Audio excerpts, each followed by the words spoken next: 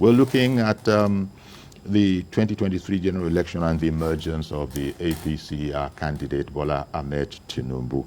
And the next we'll be speaking with a guest in Abuja, Honorable Tajuddin Yusuf. But for the moment, speaking with Mr. Yemi Makmadero, governance and strategy expert and member of the Media and Publicity Committee of the APC Special Presidential Convention. Tinubu has been at this quest for quite a bit. It's not a matter of last year. It even goes perhaps to before President Buhari ascended to power. He's been working at it. I'm remembering here his colloquiums, and the themes of those colloquiums through the years has always been sort of human capital development, development issues, not just in Nigeria, but also in the West African sub-region. Do you think that's the first statement to say that he's been at this quest for quite a while? I think the first hallmark of any leader is his ability to see very far, to envision.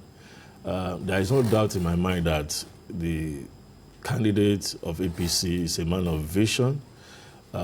He's a very meticulous person.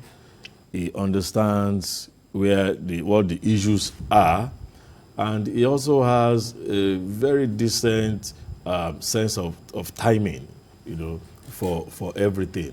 You made reference to the colloquium. The colloquium... His birthday colloquium. Yeah, the birthday it's colloquium. It's an annual event. Every year takes up an issue that is critical and integral to national and regional development, like you said. I mean, it has crisscrossed technology, agriculture, security, political development, and so on and so forth. And it's one of those gatherings in Nigeria every year that, almost pull all the stops, and everybody from, diverse yes. parts of Nigeria. And diaspora, the world. And even diaspora, yes, ensure that they're part of it. I mean, these are not just, talk shops. Now, but even before then, you recall when he became the governor of Lagos State in 1999, he set up a transition committee, okay. of technocrats from the private sector. That was a 23-man committee or something like that. It's over 100. Yes, the Patutomis of this world and the rest of them, they had different subcommittees. That was before his inauguration. Could I interrupt you for a moment, please? Because Miriam has come on the line from Abuja, and we'll come back to this matter you were talking about. Good morning, Miriam, and thank you very much for calling in. Hello, good morning, Uncle Yori. Good morning, ma'am. Yeah, I'm happy to be here today. If you remember, last week, I called you, and I talked about Bola Tinubu, that that APC, for survival, needed to choose Bola Tinubu as its candidate. And I think they did the wisest thing in this world by choosing Bola Tinubu. If they hadn't, that would have been the end of APC, definitely. Bola Tinubu is the person who can win this election, and I think for fair play, for justice, it was just right for it to go back to the South. It wouldn't have been nice for us to have had a Buhari administration for 8 years and come back again for another 8 years, with another now. There's a lot of propaganda going on right now. People are saying, Bola Tinubu will not be voted for, that the North will go with Atiku. I think it's a misconception. We are Northerners. We are going to vote for Bola Tinubu. He's our candidate. We don't have anywhere to go to. We will vote for Bola Tinubu. And then by the grace of God, the primaries of yesterday was the election before the election. Bola Tinubu is our next president.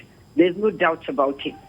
And people keep saying he's fighting a formidable person. Have you all forgotten that Atiku is a serial loser? Which election has he ever won? Did he win with Obasanjo? Did he win with Goodluck Jonathan? With Buhari, did he win? Why are people hyping him? He is going to lose this election. Bola Tinubu is our next president, and we are happy to have him. People are saying all sorts of things. He's sick, he's shaking, he's all that. But I'm sure his brains are intact. I'm sure his brain is intact. He's somebody who has the capacity to put the best hands together. He has the capacity to do wonders. Let us see what he did in Lagos. We are behind Bola Tinubu by the grace of God, except if God does something else. If Bola Tinubu is alive next year, we will come out en masse and we will vote for him. Please stop all this propaganda about the article being a formidable force. I'm not saying you should not, respect him. We will go out all out to vote for Bola Tinubu, and he's our next president, inshallah. No propaganda, nothing will stop us from putting Bola Tinubu in place. Thank you so much. Thank you very much, Miriam, for calling in. Well, I think it's gratifying to hear Miriam speak, but this is a period of niceties, for the candidates. I remember when Alhaji Atiku emerged, Asiwaju sent him a letter and said he looked forward to having him as a worthy, candidate. And he hadn't become the candidate at the time he wrote that. Yeah. So yes, it's just mutual respect. And really, maybe for the first time in a long while in Nigeria, you're going to have two friends, in opposite, camps, vying for the presidency. Saying Atiku is formidable, I don't think it's overhyping. I mean, we are not saying he doesn't have a record of winning elections, no doubt about that. Apart from when he won the governorship of Adamawa State, in 1999, and he was drafted to become the vice presidential candidate to General Obasanjo. But we need to just show respect to some of these people. But the people actually have their final say. Exactly. Miriam also, said as much that, of course, he must be shown respect. But she was just telling her own opinion and her own preference. And I even agree with her, because you see, many of us, if we can be a bit more a bit more disciplined about researching our topics, you will discover all you need to do is go and look at the history of elections in Nigeria. Atiku, of course, have contested presidential election twice now as candidate, not as aspirant, as candidate. And there is no time that he actually won any of the Northwest states. Even in the Northeast, he has no base in Borno, he has no base in Yobe. In the Northeast. But he does have the Yaradua apparatus, which also Asiwaju Tinubu was a formidable part of. Yes. So there is nothing really that he has as an edge, really, over Asiwaju. And as you said, they're friends. And when the time comes when we do the permutations, you will see that MARIAM is actually on point. But these are just review of what has happened. Okay. As we move forward, we will see what the permutations are saying. Okay. Gbadebo, calling in from Oshogbo. Good morning to you, sir. Good morning, Yori. Good morning, Nigerian. I just want to give glory to Almighty Allah for the feat of Asiwaju yesterday. It was the happiest moment of my life, because I'm looking forward to working Nigeria, a Nigeria that will be full of infrastructure and that will be full of development in the areas of education and all the sectors. And that is what we know Asiwaju to be able to do. This is good development. In fact, to me, the issue of Muslim ticket is nothing really much. It should not be considered. This should be forgotten. We have done it before. During the MKO King Gigi, it was Muslim. If Muslim will give us the vote that is accepted. I know about 30%, about 60% of Christians will vote Abiola, will vote Asiwaju in the Western Nigeria. And I know Muslim Hausa will vote for their Muslim. So to me, I do not see anything that is extraordinary in Atiku. If a serious loser is going to lose this time around. So good luck to everybody in Nigeria. Thank God. Thank everybody. Asiwaju, you are a wonderful man. May God bless Nigeria. All right, then. Thank you very much for calling in. A lot of people are happy about Asiwaju's victory. And this is where they're going to come and tell us. I mean, he has a cult followership. I mean, look, this man has been very, very consistent in practically everything. I was making reference to his pre-inauguration transition committee as governor of Lagos State. It took the report of that committee, and along with his cabinet and the party, they came out with a 50-year plan for Lagos State. That is what we need to replicate at the national level. Do you know the danger that Lagos faces? Thinking leaders. Yes. Because when we're talking about the colloquium, all of that, you were actually going to go on to the aspect of his penchant for leadership. Yeah, you see, he sees very far. You know, his horizon is very wide. And all of the things that he has, a lot of the things that he envisioned for Lagos State are really, coming to life. Today, Lagos is practically under, well, I don't mean it pejoratively, under siege. Everybody wants to come to Lagos. What are they finding in Lagos? And so, to actually save Lagos from bursting at the seams, we need somebody at the federal level that can create other Lagoses in other parts of Nigeria, so that there will not be a need for everybody to want to come to Lagos. Lagos is the 5th largest economy in Africa. What it means is if Lagos were to be a country, it would be the 5th largest economy in Africa of over 50 countries. A continent that has South Africa, Nigeria, Morocco, Tunisia, Ghana, and the rest of it. That's not where Lagos was before Tinubu came. Look, people, for those of us who were born and lived and grew up in Lagos, there was a time before Tinubu became governor. Every day you see corpses on roads. And then lists of refuse.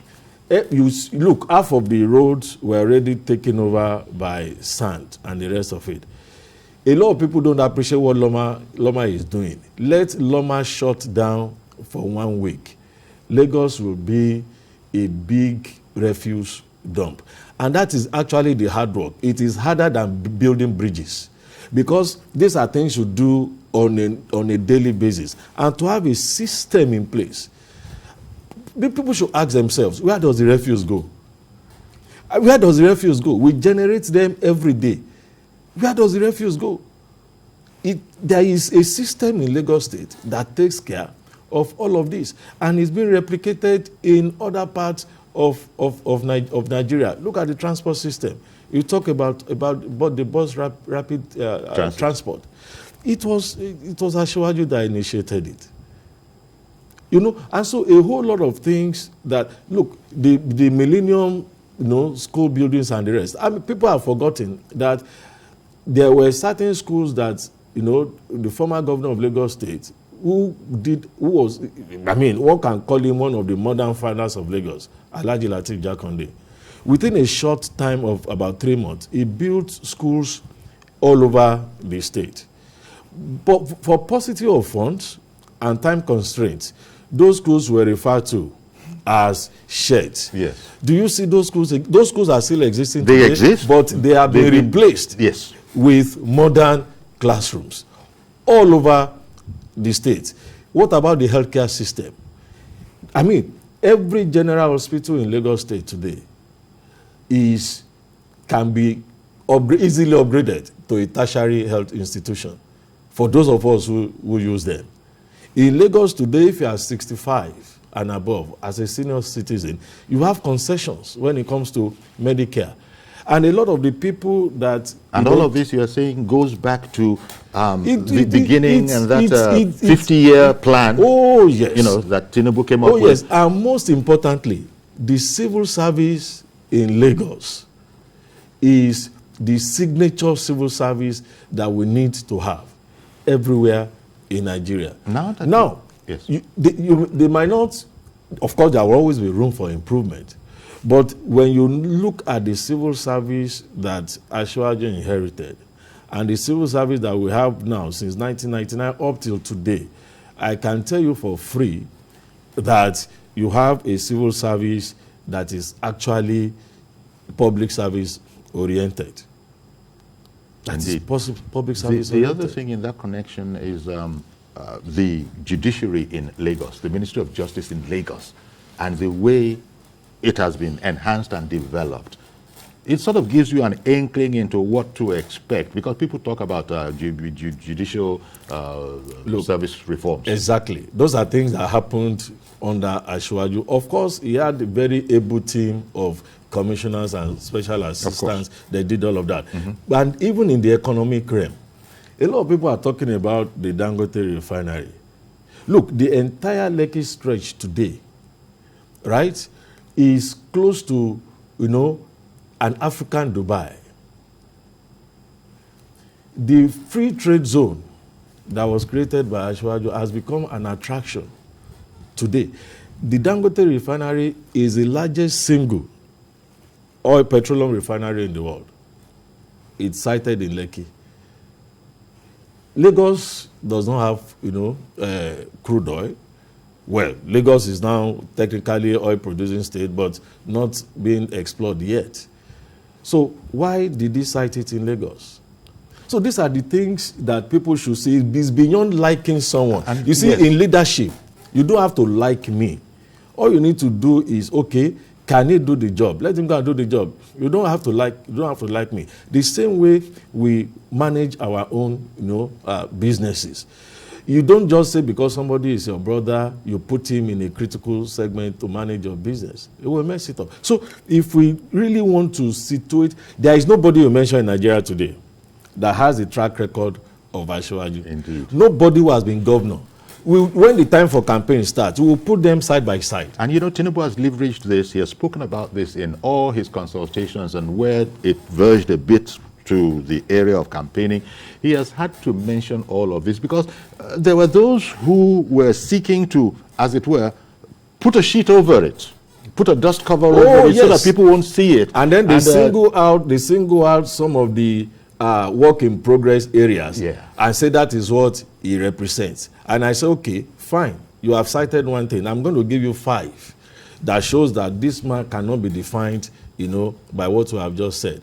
And so that is the trajectory that we are moving to. Even the rail system that the red and blue line. Okay, well, look, I'm talking about even the national one. Yes, that Honorable Mechi is working on. Yeah. Lagos was there before then. Sure. Lagos was there before that, and it no doubt, yes, it's after birthing the idea.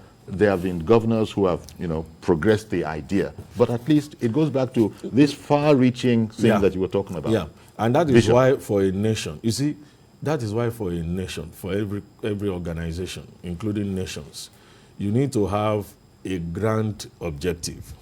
When you have a grand objective, it takes your attention away from those distractions. But it is when you don't have a destination that you are going that you get distracted. Lagos has a destination. And what is a destination? To make Lagos to become a model megacity. Indeed. A place where, despite the huge population, things are working. There is law and order. There is economic activity, economic development. There is social order. You breathe good there. Look, we make light work of, some of the environmental works that have been done in Lagos. Before now, because every median on Lagos Road is always with sand. You just have sand on the median. When the wind blows, it blows them on the road. It covers a huge segment of the road. But by the time Fashola came, Fashola is a product of Tinubu. Of course. He came up with this green thing, planting trees, and the rest of it. And then those plants, those grasses, those trees are not just providing aesthetics, they are not just providing shade, they are also protecting our roots. And just as you're saying, I was even going to go there when you spoke about it.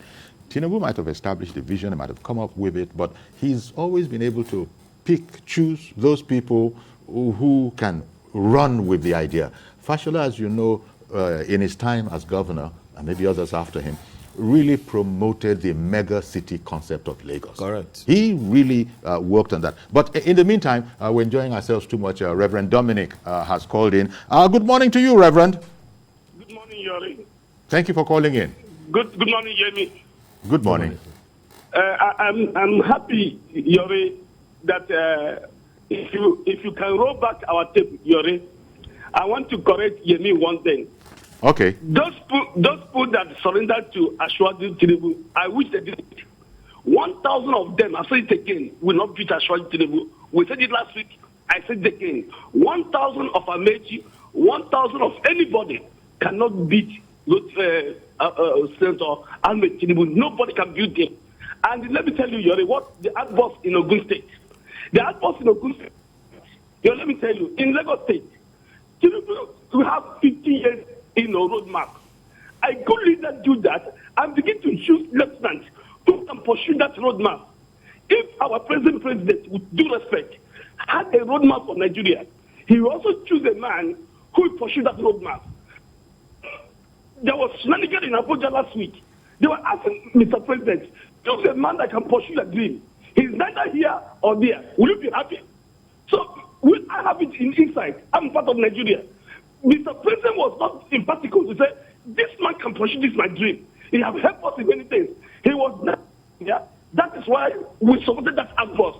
And thank God that force came. That's right the way. I want to correct one impression this morning, Yori.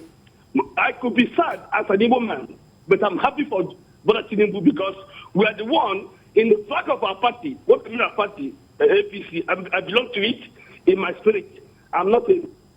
There's unity and progress and justice. Yori, where is justice? The West has taken 8 years of presidency. The West has taken 8 years of vice presidency. And the Southeast is there. But that is right the way. The mistake we will do now is to take a Muslim. And I know Bola Tinubu is a wise man. He rejected 2015. The situation in Nigeria today is worse than 2015. We are just pulled out of a list of non-religious nation by the last president of America. We pulled out of that list. What happened in Ondo last week? Our people are campaigning now in the UK that Nigeria is Muslims against Christians. So nobody again should think about Muslim. There are wonderful Christians in the north that can be vice president. And I assure you, Tinubu, I love him. He's a man of wisdom. We not take that one. So I don't know what church is saying. Religion has become a problem in Nigeria. Never a time like this. My constituency is the worst hit. If we have Muslim, we're going to have trouble. The man in PDP is not a problem. We have won him before, we win him. So, congratulations, Tinubu, but there must no Muslim. That will not happen. Please, thank you. Okay, then. Thank you very much, Reverend Dominic. Everybody's having a bit of an extension today because of the time. So, we'll be closing at the top of the hour now, which is 1 o'clock. We were talking about... okay, did you want to comment on Reverend Dominic called in and that whole point? Yeah, just to allay somebody the fears. It's about the vice president now. Yes, just to I liked where Reverend Dominic. When I say vice president, sorry sir. When I say vice president, I mean the candidate. Yes, that will the nominee. The nominee that is to be made. So that shows you all tendencies are being taken care of in the APC, even beyond the office of vice president. You can be sure that nobody will be left feeling isolated. And so in the north, like I said, we have eminent politicians who are Christians, but perhaps because of their names, people assume that they are Muslims. Yeah. So when the time comes, when we get to the bridge, yes, we will cross it. Yes. Because as you were saying that, I recall that there is in the north a Reverend Muhammad.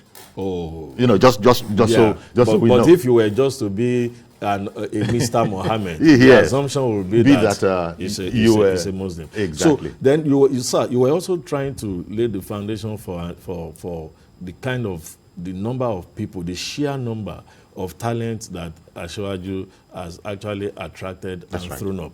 If you listen to his acceptance speech, one of the first things he said, no, that was a pre-election speech. One of the things he said, almost the last statement he made, was that he will hit the ground running from day one. Mm-hmm. That means a lot. It does.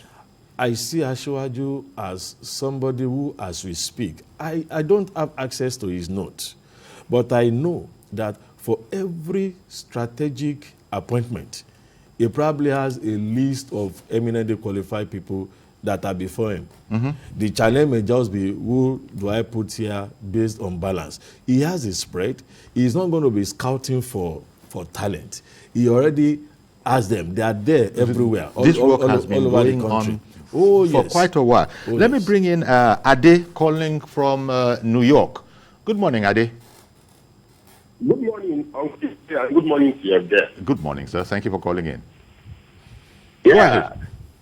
I'm so happy, so delighted to see Asiwaju come on top. We knew this will happen. A fair contest. And that was why that outburst from Asiwaju in Abeokuta happened. Because some people were playing some games. They were trying to play some games. But at the end of the day, it happened. And this is a victory for Nigeria, a victory for democracy. And I'm not saying that Asiwaju is going to perform magic, but Nigeria is going to experience a serious change.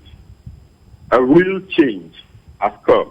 And I congratulate the people of Nigeria that what we have been clamoring for, we are going to see it. Asiwaju is going to, from day one, this is the type of a person that should be holding office. From day one, people will see Asiwaju in action, and it has started. Thank you, and God bless you. Thank you very much for calling in. In relation to that point, you recall, Yemi, that back in the military days when politics was going to be, initially allowed, remember, and Chief Abakemi Awolowo was now of blessed memory, his UPN. Remember that the day that the lifting of restrictions on politics was announced, the very second day, he formed the UPN. And there was a whole master plan, a whole documentation. I mean, the very next day, correct, which goes to show you preparation. That preparation is everything. It's now, key. If Asiwaju Tinubu has not been doing anything, preparation is not part of that thing. No, he has been working at this and preparing it. And as Ade was saying in New York there, I think you also alluded to the fact that Tinubu has said that he's going to hit the ground running from day one. No. There's no, we've been working at it. In addition, one critical thing I also need to say here, that is a man that is after legacy. Look, the greatness of a man or woman is not contained in how much he has in his bank account or how many houses he has all over the world. It's about what has he done that long after he has gone, people will continue to talk about it. Okay. He left as governor of Lagos State in 2007. We are in 2022. Lagos continued to march on. Indeed. And everybody is able to, every fair observer and analyst will let you know that this is the man that sowed the seed.